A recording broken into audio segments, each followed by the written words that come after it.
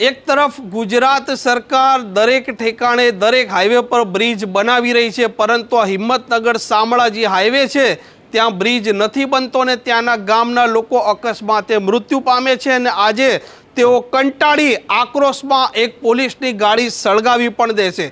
आ मामले पोलीस वडानुं पण निवेदन सामे आव्युं छे ने शुं घटना छे तेनी वात करवी छे।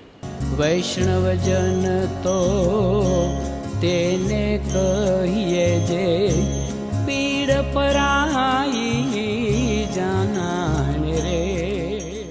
नमस्कार, आप જોઈ રહ્યા છો નવજીવન ન્યૂઝ અને હું છું આપની સાથે તોફિક ગાંચી। સાબરકાંઠા છે તે ઘણા સમયથી રાજકીય રીતે ગરમાગરમીવાળા માહોલવાળું રહ્યું છે।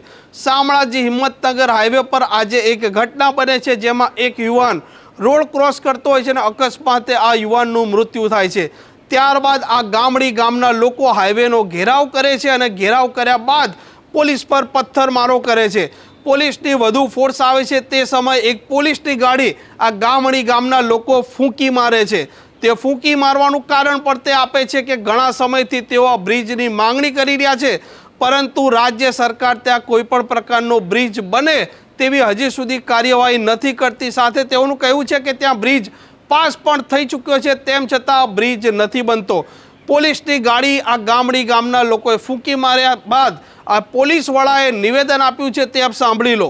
આજે સવારે 7:30 વાગ્યાના સુમારે ગામના એક યુવાનનું અકસ્માતમાં મૃત્યુ થયું હતું અને આ ફેટલના કારણે ગ્રામજનો ઉશ્કેરાઈ જઈને રોડ ઉપર આવ્યા હતા અને રોડના તેમને આડશો કરી લાકડા પાથરી અને રસ્તો બ્લોક કર્યો હતો। પોલીસને જ્યારે મેસેજ મળ્યા ત્યારે પોલીસની લગભગ 3 ગાડીઓ અડધો કલાકમાં જગ્યા ઉપર આવી ગઈ હતી। ટ્રાફિક જામ ટ્રાફિક ખોલવાનો પ્રયત્ન કરતા એ લોકોએ પોલીસની ગાડી પર પણ પથ્થરમારો કર્યો હતો, પોલીસની ગાડીના કાચ તોડી નાખ્યા હતા અને એક ગાડીને સળગાઈ પણ નાખી છે। બાદમાં વધારાનો ફોર્સ મંગાવી અને હાલ તો રોડ ચાલુ કરી દીધો છે। અકસ્માતનો ગુનો દાખલ કરી અને એ પણ કાર્યવાહી ચાલુ છે। બાકી ટોળા વિરુદ્ધ પણ કાર્યવાહી કરીશું। શું ડિમાન્ડ હતી સ્થાનિક લોકોની જેના કારણે આ રીતે વિરોધ કરવો પડ્યો?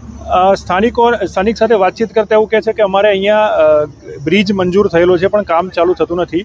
જ્યારે NHAIના અધિકારી સાથે વાતચીત કરી ત્યારે એવું જણાવે છે કે બ્રિજનું ટેન્ડર બહાર પડ્યા પછી સમય મર્યાદામાં કામ ચાલુ ન કરતા એને બ્લેકલિસ્ટ કરવામાં આવ્યો હતો, જેના જે હુકમના જે હાઈકોર્ટમાં જઈ અને એની પર સ્ટે લઈ આવ્યો હતો અને પછી એ સ્ટે પણ ગઈકાલે 14/5 વેકેટ પણ થયેલો છે। એટલે નવેસરથી ટેન્ડરની કાર્યવાહી કરવામાં આવશે એવું NHAIના અધિકારીઓ જણાવે છે।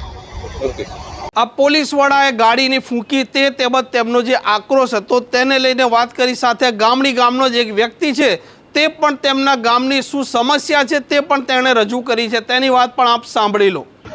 સવારે 6 વાગે કાકો દૂધ ભરવા 7 વાગે આસપાસ દૂધ ભરવા જતા તે ગાડી મારુતિવાળા એક્સિડન્ટ કરી દીધો। તે જગ્યાએ કાકાને મોત થઈ ગઈ। એના લીધે આજથી 3 પહેલાં પણ મોત થઈ હતી। એના લીધે ગ્રામજનોએ રોડ બ્લોક કર્યો હતો। રોડ બ્લોક કર્યા પછી 3 કલાક 4 કલાક સુધી રોડ બ્લોક છે। પોલીસ દ્વારા સમજાવવામાં આવ્યા ગ્રામજનોને, જે ગ્રામજનો સમજી ગયા, જેથી લાશને ત્યાંથી ઉઠાઈને PM કરાવવા હિંમતનગર લઈ ગયા છે। આ કેટલાય વર્ષથી માગણી ચાલુ છે અમારી કે અહીંયા બ્રિજ બનવો જોઈએ, કેમ કે અમારે ખેડૂતો અહીંયા પેલી સાઈડ અમારા ખેતરા છે, જે ખેડૂતોને ચાર લેવા માટે, ટોરોમાં પાણી લેવા માટે, એના માટે રોડને પેલી સાઈડ જવું પડે છે। અમે પાછું સ્કૂલના બચ્ચોને આ સાઈડ રોડ ક્રોસ કરીને આવવા પડશે। એક જ માગણી છે અમારે, અહીંયા બ્રિજ બનવો જોઈએ, જે અમે બહુ જગ્યાએ રજૂઆત કરી છે। 3 વર્ષથી અમારી કોઈ રજૂઆત સાંભળતું નથી। એના લીધે ગામવાળાને આક્રોશ આવીને રોડ બ્લોક કર્યો હતો। એક્સિડન્ટ થયો હતો વિજયસિંહ પરમાર। આમ ગામના લોકોની એક જ માંગણી છે કે ત્યાં બ્રિજ તત્કાલ બનવો જોઈએ, જેથી કરીને ગામના લોકોએ ખેતીના કામ અર્થે કે અન્ય કામ અર્થે જ્યારે રસ્તો ઓળંગવો પડે છે તે સમયે તેમનું અકસ્માતે મૃત્યુ થતું હોય છે અને આ ઘટના ન બને, જેથી કરીને ઘણા પરિવારના જે દીવડા છે તે પણ બુજાય નહીં। આ મામલે પોલીસનું કહેવું છે કે ગાડી ફૂંકી મારી છે તે મુજબ આગળ કાર્યવાહી થશે અને રોડ જે અધિકારીઓ છે તેમના સાથે પણ તેમણે વાત કરી હતી અને તેમની વિગત પણ તેમની શબ્દોમાં કહી છે। આ પ્રકારના સમાચાર જો આપને પસંદ આવતા હોય તો નવજીવન ન્યૂઝની આ ચેનલ જોવાનું ભૂલતા નહીં। નમસ્કાર। વૈષ્ણવજન તો તેને કહિએ જે પીડ પરા